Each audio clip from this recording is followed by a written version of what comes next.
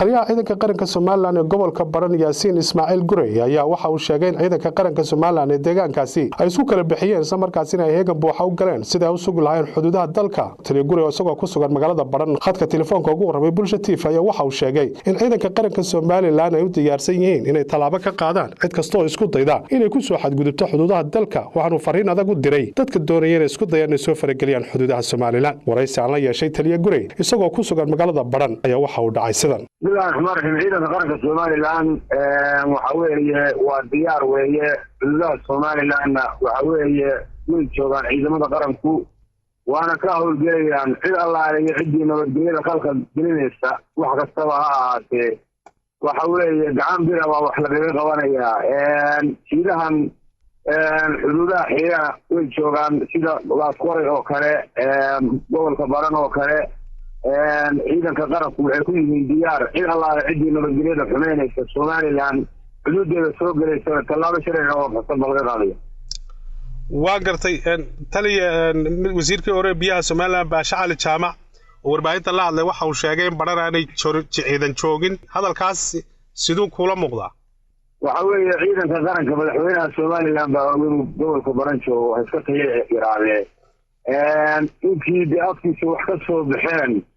aadii isaga ceebta iskale annagu cidna aan sharafeynayno waa loo yahay ciidanka qaranka inuu joogo xiriirana ku leeyahay waxa cadeynaya taliyaha ciidanka qaranka.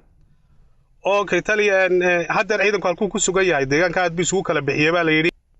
ciidanku wuxuu joogaa Baran meel dhinaceeda waa joogaa oo xuduudda hore ah wuxuu kale oo joogaa magaalada Hadaftimo sidoo kale Yiddo waa joogaa bariga Sanaag oo dhan waa joogaa ilaa Dhahar ilaa Ceel buu aaga xuduudaha oo dhan ciidanku diyaar buu ku yahay waxa laale wixii soo farageliyay xuduudana indhaha kama laaban doonaan. waa gartay marka ciidanku muxuu diyaar u yahay cid kasta oo qalalaase iyo nabadgelyo xumo Soomaaliland xuduudeeda ku sameynayso waxa weeye ciidanka qaranku waxa weeye gacan bay wax kaga qabanayaan bir ah lagamana laaban doono indhaha cid kastiba ha wado.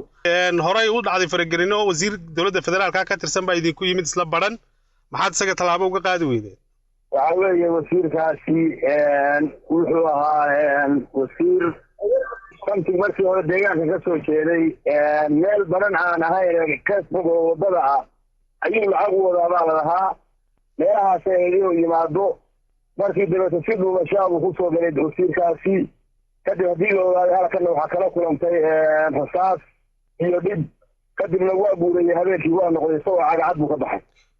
ilaa hadda deegaamo ciidanku aan hore u joogi jirin oo adimka gaadheen ma jiraan taliya? way jiraan oo indhaha hore oo mindigale xitaa ciidan ma noo joogaanaga. waan gartay maxaad fariin u dir lahayd cid kastoo isku dayanaya arrintaasi ay isku soo biimayso maxaad fariin u dir lahayd taliya?